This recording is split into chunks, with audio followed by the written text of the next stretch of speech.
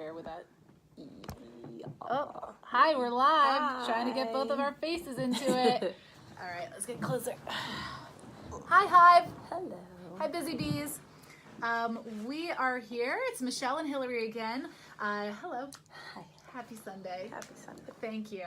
We're going to be talking about a lot of stuff today, many of them relating to, of course, racism. We are, in a big way, thinking about Martin Luther King this week. And so we wanted to let you know, before we begin in prayer, that we really do hope that the Hive is a safe place for you to share some of your deepest thoughts about even politics, because I don't know about you, Michelle, but I find that there aren't enough places to actually express your faith and politics together in a way that feels true. Not scary. Not scary. That is exactly what I was thinking, yes. So we're hoping that this is a place that can happen. And I will even say that when we were starting the Hive, we had really good, honest conversations. And we said things like, well, what if we need to say things that even critique ourselves? Especially as two white women trying to talk about racism. Like we hope that we will be critiqued, not only ourselves, but that the group itself can be a place where we can learn from one another. So it's a place to be really real, especially with a place when a conversation like race. And to start us off with, let's have a prayer. Let's have a prayer. So we can, all right, I might move us for just a second. Sounds good. All right. Oh God, this is a prayer from MLK, I should say. All right. Oh God, we thank you for the fact that you have inspired men and women in all nations and in all cultures. We call you different names. Some call you Allah, some call you Elohim, some call you Jehovah, some call you Brahma, some call you the unmoved mover. But we know that all these are names for the one and same God. Grant that we will follow you and become so committed to your way and to your kingdom that we will be able to establish in our lives and in this world a brother and a sisterhood, that we will be able to establish here a kingdom of understanding where men and women will live together as brothers and sisters and respect the dignity and worth of every human being. In the name of the Spirit of Jesus. Amen. Amen. Thank you. He wrote that? He did. That's really beautiful. That's great. All right, so we like to start with a little bit of show and tell. Yes. Let's talk about some of our favorite resources. Michelle came very well prepared, which I love you for. I'm just going to start with the one that I have in particular that I'm diving into this year. Womanist Midrash. Sorry, it's hard to say all that together. Womanist Midrash by Will Gaffney. I had the pleasure of seeing Reverend Will Gaffney talk at the Evolving Faith Conference this year. Powerful. She's also an Episcopal priest, and so we get to claim her as one of our own. Thank you for your inspired work, and I cannot wait to read this. It's a Womanist Midrash, a reintroduction to the women of the Torah and the throne. So it's going to be amazing. Awesome. Yeah. And I think with womanist theology, so if you don't know what womanist theology is, it's a black woman's interpretation of theology, because that's a voice that is underrepresented is a kind way of saying it. Right. Yeah. And which is incredible when you think about, especially something like the Hebrew Testament. They were not written by Western white people, so to have a corrective lens to hear the songs that we need to hear sung differently is important. It's very important. Well, I think we will at some point start to post some of these in the comments with links so that you can see some of these books. But there's a couple that I would recommend, and one of them, let me find my list, is Dolores Williams' Sisters in the Wilderness. She's kind of the leading voice of womanist theology, and this is one of the older, most well-known books about this. So I would encourage you to look at that. Also, one that's not necessarily womanist, but is definitely a woman's perspective. It's called, I think I've mentioned this here before, it's called Whispering the Word by Phyllis Lapsley. She takes those stories, especially in the Old Testament, where women are violated and wronged or are not seen as the main characters, and it makes you stop and look what the women are doing in those stories, and shows you how they're actually really strong and really it's just a really unique look at all of the biblical texts. Absolutely. I love it. If we are ever even blessed to hear those stories in the lectionary, very rarely are they then highlighted for too hard. Exactly. They're often, so 2 points. One, yes, they're often the stories that are the hardest to read. They deal with rape. They deal with childbearing and infertility. They deal with, having voices silenced. And so the ironic thing is that when we don't hear them in church, or if we do, they're still silenced, or they're sanitized. They're stories that are made just acceptable enough for church folk, right. And that's not where women tend to lie. Right. We're in the real stuff of life. So yeah. And I think I've noticed very strongly this year with my group of 4th and 5th graders that I teach. We're doing Old Testament class, and I have some very vocal girls who keep saying, well, what about the women, and why do you use the pronoun he? And that's not fair. We're telling the story of Jacob and Esau, or when you tell the story of Joseph and his brothers, Dinah gets left out of it. And so they're always like, well, what about the sister? Yeah, they almost never talk about the sister except for one brutal story. Really awful story. Yeah. So that's another couple of books. There's a ton of books, so we'll list them, but just to take a look at a couple other things, it's called Conversations with God. These are prayers and meditations by African Americans for 2 centuries. Most of them are pretty short. Some are long, a lot of poetry. It's really beautiful. I would say also, this is a book that I've started reading and I haven't gotten super far, but Jonathan Wilson Hartgrove. It's called Reconstructing the Gospel, Finding Freedom from the Slaveholder Religion. And so Jonathan Wilson Hartgrove is he's not from Durham, but he has roots here at the Eastern community around St. David's in Pennsylvania, but he lives in Durham, North Carolina. He is into new monasticism, has a lot of interesting thoughts, and has really partnered with the Reverend Dr. William Barber, who's like huge. If you don't know who he is, you should Google him now. Get some of his work. Yes. He is, a lot of people have said that he's a modern Martin Luther King Jr. He's leading the front in a lot of ways. Yeah. And he does a lot of speaking nationally, so look him up. If you're in the Philadelphia area, he'll be here on Tuesday night, I think. Oh, yeah. The 23rd, whatever night that is, Wednesday night, he'll be around. A couple more. And while you're getting this one, I'd like to make a point about why we're starting with this kind of book list. Even if you're a person who likes to read theology or likes to read social justice books, so often the shape of what we think we know has been shaped by one dominant culture. And really what I'm challenging myself this year, and I know a lot of us are here on the Hive because we had some good conversation around it, is to expand even the stuff that we think is like the height of reading, right. So that our reading lists are giving us a plurality of voices as well. There are plenty of amazing resources out there. We actually have to read them, though, to make them that's happen. True. Yeah, we do.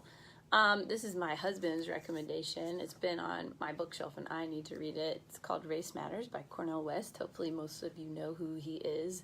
This is an important piece. And then there's so many others that we'll put. There's some on like the prison system. There's one book in particular called Good Punishment about prisons that really radically changed the way I think think prison and punishment. Talk about a social justice issue matter. That's and it's a really good one. It jarred me. And then I wish I had the cover to show you. Pretend it's blue and pretty. It's called The Spirituals and the Blues by James Cone. It's a beautiful, wonderful book that talks about the power of not only spirituals and hymns, but like the blues and how those they become a lament. They're lament, and they're songs of hope. They're songs of lament. They're songs of crying out to God. They're songs of justice. Yes, they are. They're like psalms. Yeah. So we just encourage you to look at some of those books. I will put some more in. Even things like Bonhoeffer is a good place to go. Great. So look in the link below. We'll put some stuff there. Yes. And one last one though, because this will be next month. Hallelujah Anyhow. This is a memoir by Barbara Harris. She is the first female bishop in the Anglican Communion. That's right. So this is her memoir, and Kelly Brown Douglas, who is phenomenal in her own right, helped to write this book, and so far I'm really enjoying it. So, that's great. Thank you, Michelle. You're welcome. So hopefully those will give you some inspiration to delve a little deeper into some of these issues. The one that comes to my mind right away, a topic to talk about, is the now infamous, in the last 24 hours, video of the young white men surrounding the Native American man. I want to make sure I get his name right. Nathan Phillips, the Vietnam vet and activist. If you've not seen this video, we'll put it in the link. I do warn you, I found it really disturbing. There's no actual blows that are given, but it actually, to my mind, is an act of violence. This video. These young men are, we're just doing some technical stuff at the same time. It's a group of young men from a Catholic high school who come to Washington, and they are surrounding this Native American protester who is peacefully there, drumming, chanting. And not only does the whole group make fun of him with their chants, and they do the kind of tomahawk thing.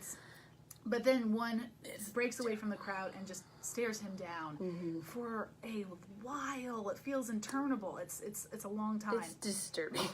It's very disturbing. So, in my background, on my mother's side, we are Native American, Chippewa, from the Sault Ste. Marie tribe of Chippewa Indians. My grandfather was born on the reservation, and right now, there's always something to talk about when it comes to social justice issues with Native Americans. But we are in the middle of this government shutdown, and Native Americans are kind of the lost voice in this. But so much of the reservation works on federally funded funds, and right now they're in dire straits. It's when you notice something like a shutdown, it almost always hurts those minorities amongst us almost right away, first of all. So to see that in the context it is in right now during the shutdown, it shows you that our politics right now are not based on just issues, right? Because they're there chanting, build the wall, to an indigenous person who were here first, who was here first, right? Didn't build a wall. Yeah, so it tells you that this is a sign of racism and white nationalism. It has nothing to do about an actual border safety issue in this regard, and that's my opinion. But how can you chant at a Native American, build a wall, and think that actually has something to do with an immigration? Especially when you're, not especially, but also when you're chanting at a man who's a veteran. A Vietnam vet, yes. And it's terrible. Hillary and I were talking a little bit earlier about how this is a good example of like mob mentality. And that's dangerous when you're talking about social justice in particular, because I think something we should kind of frame our conversation around is that social justice is about making relationships right, making the world right with itself, making people right with themselves, making people right with God, and that is not what's happening here. And mob mentality destroys that chance of social justice, and you find that people are doing things. I can't imagine that, or in my hopeful heart, looking out at that crowd, you can't imagine that all of those people would do that on their own. Yeah. However, they did. However, if you look at, pictures of lynchings, and you look at people in their Sunday clothes who are watching this happen and smiling at the camera, the groupthink that happens, which is why it's so important that we have these conversations here on the Hive. It's why it's so important that the voices that are here on the Hive grow, that it's not a lot of white women, because, honestly, like, we can talk until... I was just thinking that. And I mean, step one is being able to own that and say, okay, like, listen, we have been given privilege as white women, so that means, yes, we have to use our voices. Step two is then, what are we going to use it for, right? It's not just sitting around saying, oh, no, everybody... Like, and listening. Yes. Yeah, I mean, that's why we brought up some books, but listening, like, Callie this morning, her sermon was beautiful, and she wove together a lot of things, but one of the things she talked about is that relationships change people, and relationships help you to find your voice. I love that in today's lectionary, the gospel talks about Jesus' first miracle. He turned the water into wine. He wasn't ready. He told his mother, no, it's not time. And his mother said, well, yeah, it is. Yeah, Go fix that. Because they're out of wine now. Yeah, now there's a need right now. Right. Yep. And he had to listen to his mother. He listened to his mother. I wonder what ways we're not listening to each other. Yep. And sometimes I think the onus is on us as white women to go out and show up and say, what do you have to tell me? And I'm just going to shut up and listen. Mm-hmm. I'm not going to be defensive. I'm not going to try to say, well, that's not really what I meant. It's be vulnerable enough and open enough to listen and know that you're probably going to walk away wounded. Yes, yes, because there's always complicity that you don't even know you're a part of until your eyes are opened. To that end, I've been using this app called Our Bible app, and it has a lot of womanist theology in it, mm-hmm. and it has not only deepened my prayer life, it has stopped me short when I've needed to be stopped short. You know, to be like, oh, I didn't see that I was doing that before, but now I see it. So it's incredibly important to listen. Mm-hmm. Without a doubt. Well said, Michelle. Yeah. So hopefully we'll be having a lot more conversations on the Hive where we're listening to different voices. And mm-hmm. So to that end, to the end of actually having relationships, one of the questions we had that I think actually flows into this is, how do you form actual deep friendships, mm-hmm. And deep spiritual friendships? And there were a couple, and the question asked, what are some examples from the Bible? So I highlighted a few biblical friendships to kind of describe how this works a little bit, if that's, okay, you mind if I dive into that? Please. So the first one I thought of was Ruth and her mother-in-law. You may not think of this as a friendship, but if you don't know the story of Ruth, read it. It's awesome. Beautiful. It's an amazing story. But it's short. It's super short. You could read it this afternoon before the football game, and you'd be there. So, but it's a friendship built in the midst of a big race problem. Mm-hmm. So you have Ruth and you have her mother-in-law, Naomi, and what's happening is that once Naomi's son dies, Ruth's husband, they are no longer, they do not have that tie anymore because Ruth is not from the Israelite community. She is an outsider. And so what ends up happening is Naomi says, okay, you go back to your family. I'm going to go back to my family. I'm a widow now. Maybe somebody will take care of me. Instead, Ruth says, no, wherever you go, I will go. Mm-hmm. And your people will be my people. A huge cross-cultural mindset. And then she goes and lives with her mother-in-law's mm-hmm. people and becomes such an important part of that without losing her own identity, that the lineage of Jesus comes from Ruth's marriage. So it's an incredible story of what happens when we're willing to be vulnerable enough to put somebody else's life and mesh it with our own. Like wherever you go, I will go, and vice versa. To my mind, that is a great way to look at building true and meaningful relationships, especially in this time of racial tension, to say, listen, my life is joined with yours. If there is injustice anywhere, there's injustice here, everywhere. And so I cannot say that that's your problem. Like it's our problem together. Mm-hmm. And to look at it like a family first and foremost. I think that's what the story of Ruth tells me. Yeah. What do you love about that story?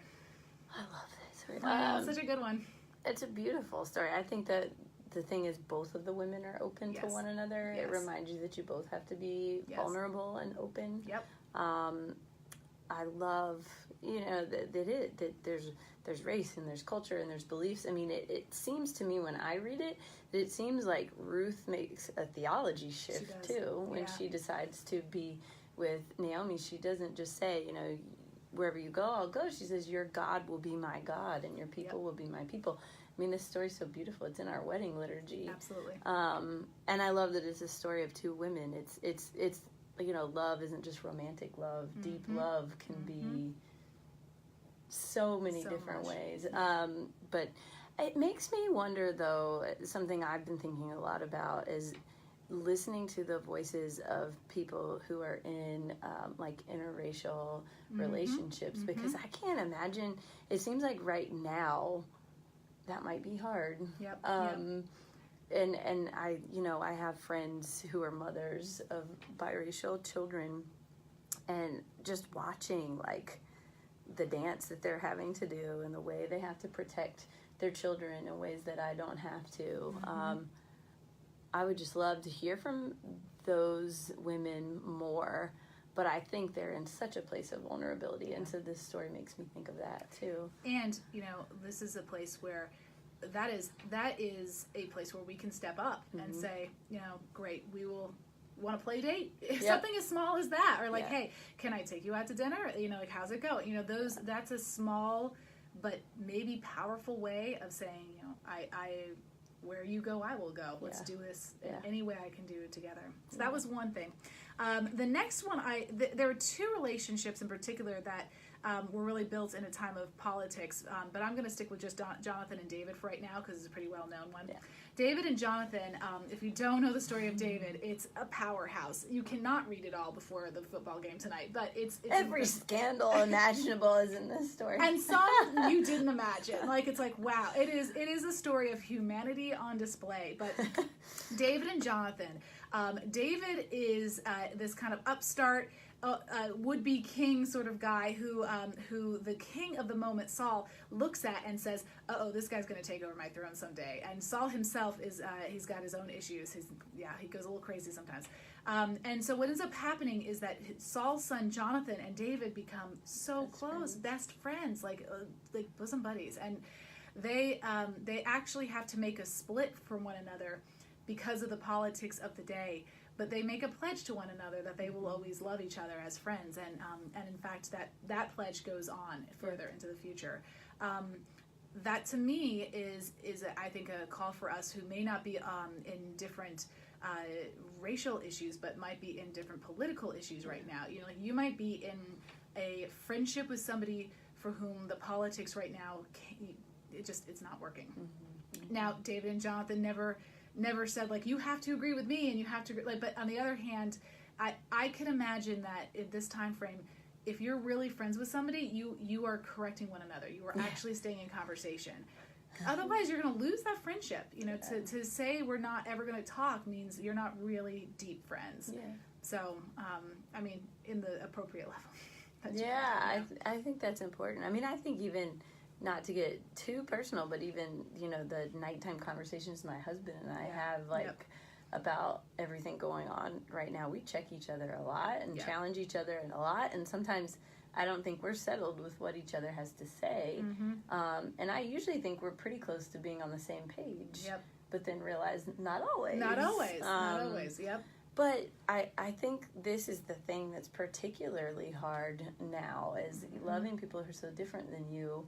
Yes. Because our politics right now have become so divisive and such the thing. I mean, I've heard people say I can't be friends with him or her because they voted for Trump or didn't or whatever. And I think that's not Christ-like. I'm sorry, it's just not. It's hard. It's difficult, and Christ does say, if they don't accept you, brush the dust off your feet. But he's talking about that in a missionary sense, an idea of if they are really objecting to your spreading the good news of God, okay, then like that might be at an impasse. But if it is talking about saving a friendship and finding how you all can actually change each other's life, that's critical right now, because if we don't do that, then we're just talking in little vacuums and little bubbles of I agree with my friend, so I'm going to stand over here.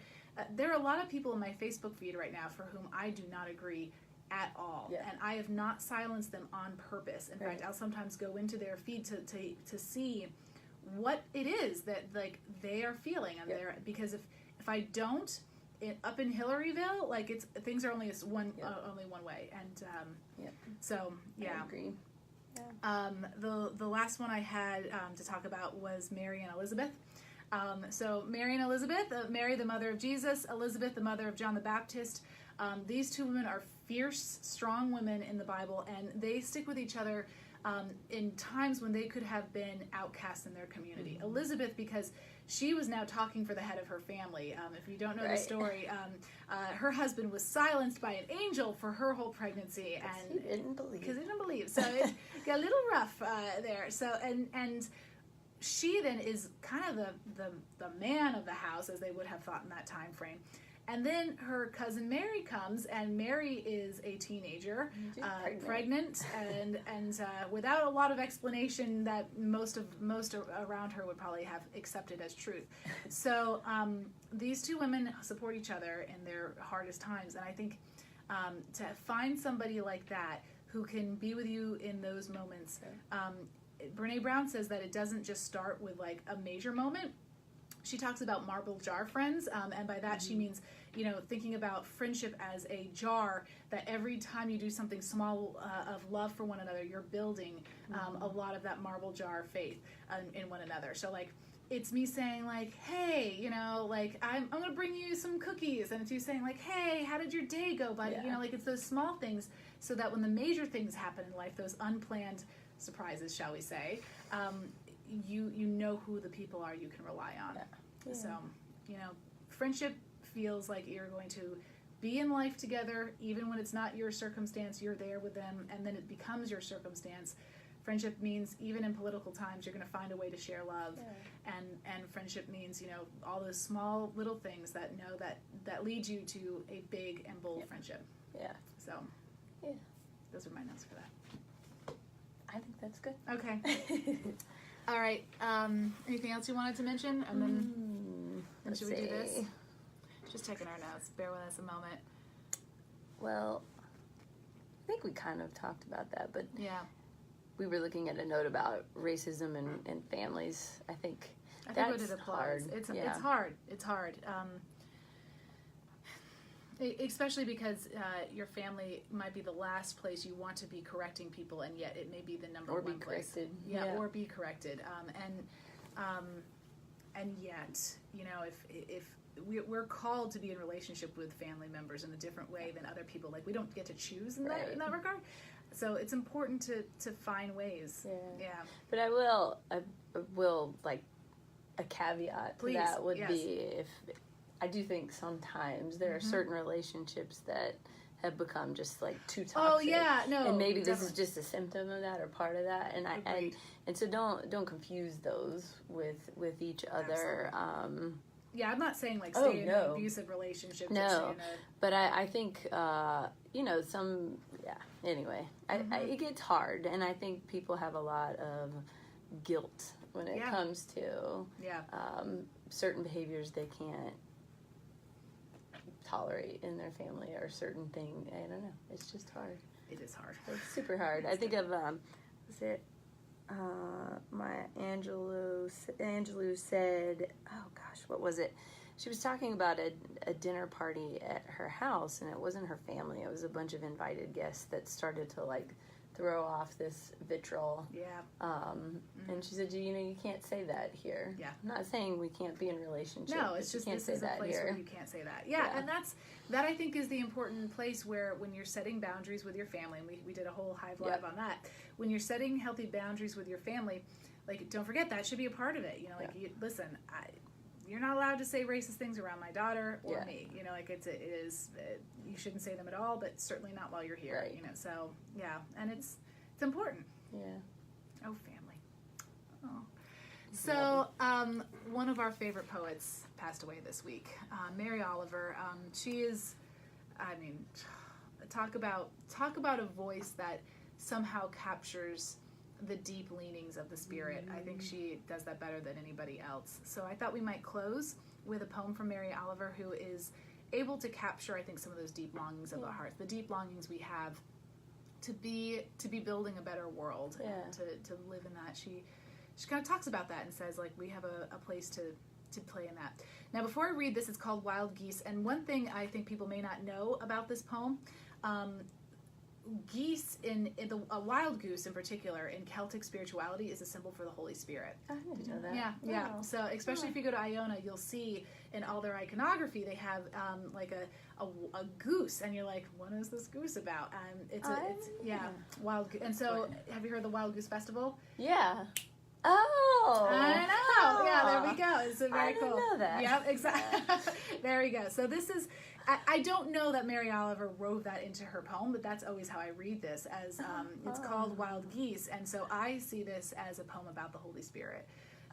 I don't know if she wrote it that way or not. I'm sorry, Mary, if I'm doing a disjustice. But that's why poetry's beautiful. Right. You're not told how to interpret it. Exactly. So I hope I didn't just ruin it for you all if I interpreted it through my lens. Before we read anything else, Michelle? I don't think so. Okay. Then let's read Wild Geese by Mary Oliver. You do not have to be good. You do not have to walk on your knees for 100 miles through the desert repenting. Mm-hmm. You only have to let the soft animal of your body love what it loves. Tell me about despair, yours, and I will tell you mine. Meanwhile, the world goes on. Meanwhile, the sun and the clear pebbles of the rain are moving across the landscapes, over the prairies and the deep trees, the mountains and the rivers. Meanwhile, the wild geese, high in the clean blue air, are heading home again.